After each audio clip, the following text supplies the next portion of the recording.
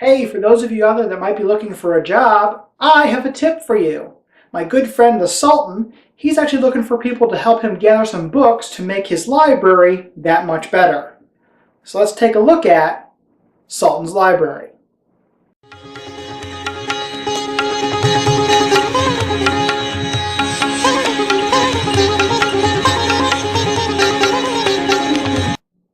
So to start off the game is you're going to pick your characters. The shortest player actually is the first player, so they're going to take the first player token, and then they get first dibs on who they want to pick. Showing you the characters that we have here. We have the historian, we have the poet, we have the thief, and we have the merchant. I'm going to go ahead and pick the merchant. Every character also has a little special ability, so I'll just go ahead and show you. The merchant's special ability is as an action they can gain 6 explore points. And everybody has a different action based on their character, so a little bit of different flavor. So you'll pick your character card, which is nice because it shows you, what you can do on your turn. It also shows you the breakdown of the colors of the cards, so that way you kind of know what each is doing when you pull it. So first player is going to take a little first player token, and the token has a little face that matches their person, and the other players will obviously pick their tokens. And then you will set out, zoom out here, you will set out the Sultan's library. This is your home base, this is always out. So you'll place this out, and all the players, as I knock over the cards here, all players will start off inside the Sultan's library. Because my tokens are kind of small, I just put it next to it. I never put it on because they're kind of hard to pick it up with fat fingers. Everybody will start off with 2 cards from the blue deck, which is the action deck. So you'll grab 2 cards from there, and I'll show you what is in this blue deck. For examples of cards that you might find is that you might find some journey cards, which are these cards with the gold token on them. And these are just explore points that you can spend during your turn to explore different locations. So for example, this bag of gold has 1 explore point, and the fortune teller has 2 explore points.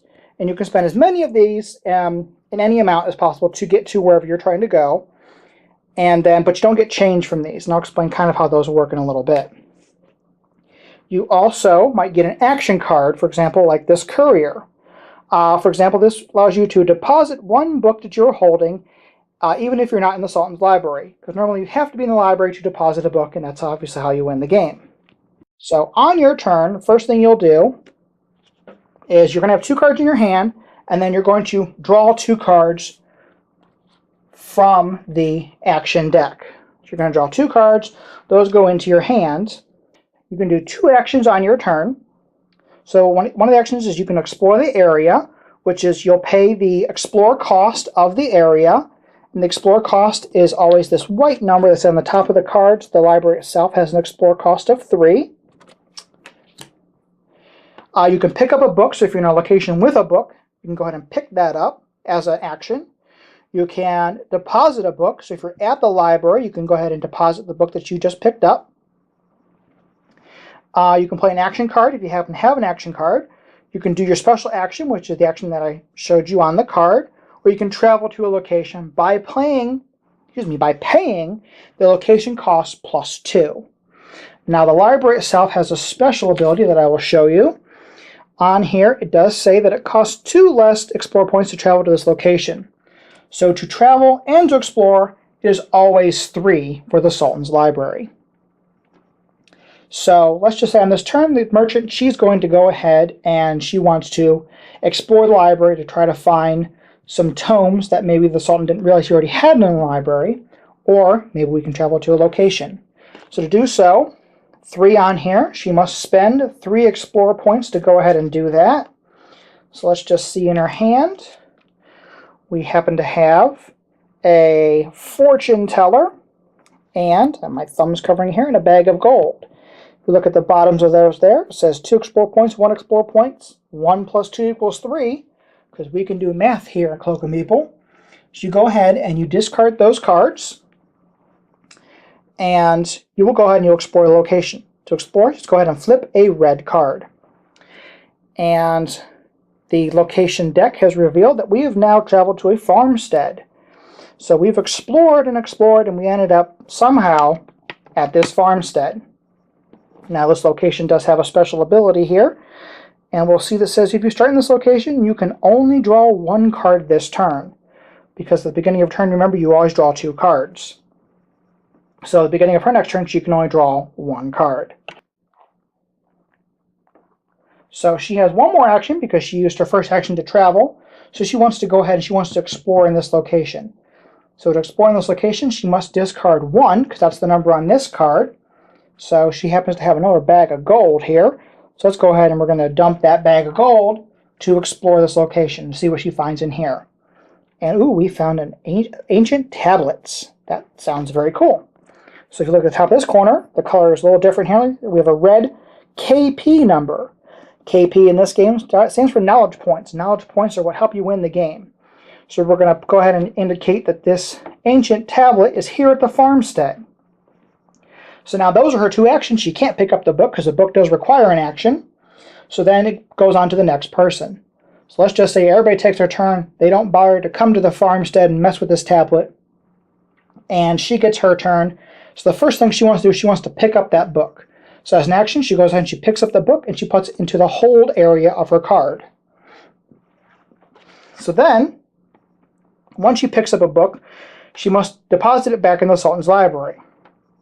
Well, to go to the library, she must spend 3 action points to get there, because that's what the library says. But looking at her hand, she does not have any cards that can get her there, because she has no more Explorer points, and neither of these cards allow her to move to another location. So unfortunately, there isn't much that she can do. So she unfortunately just picked up that book. That's all she can do on this turn, and that is what she goes ahead and does. So fast forward a couple turns, blah, blah, blah. It is now her turn again. So what she decides to do is she's going to use, she only gets to draw 1 card. But let's just say she draws enough stuff to travel her back to the library. So she spends a total of 3, gets back to the library, and as an action she can go ahead and she can deposit her book. So she deposits the book, sticks that in the deposit side. Therefore that book is locked down. It is deposited. Nobody can steal it. Nobody can do anything crazy. She left the farmstead, so that gets discarded. And now she is guaranteed to get 3 knowledge points at the very end of the game. Once a player deposits 3 books, they go ahead and they end the game. So now everybody gets to finish their turns. Once they do that, you're going to go ahead and figure out who the winner is by adding up the knowledge points. So whoever ended the game doesn't get a bonus, because the Sultan loves an underdog. That's actually in the rules. It's pretty cool. So whoever ended the game doesn't get any bonus points, but if everybody else will go ahead and they'll get 2 points for every card that they're holding, plus whatever they have deposited. Go ahead and add up the points, and you determine who the winner is. So there's just the basics of how to play Sultan's Library. It has a really cool tiebreaker rule I find hilarious.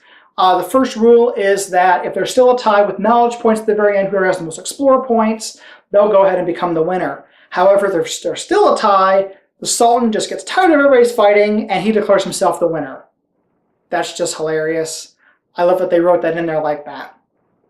So Sultan's Library is going on Kickstarter very soon. I'll have a link down below in the flavor text for you, so that you can check that out, and definitely check out this game. It is really fun.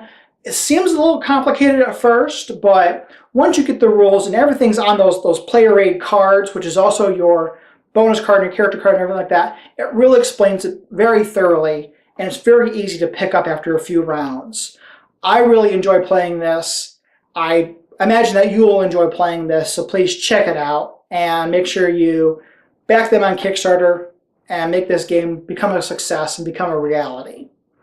And also don't forget, as I always say, or most of the time say, or should almost always say, make sure you like me on Facebook, follow me on Twitter, support me on Patreon, and check out the blog if you want to. Make sure you thumbs up on YouTube, subscribe there as well. All the things. Thanks for watching.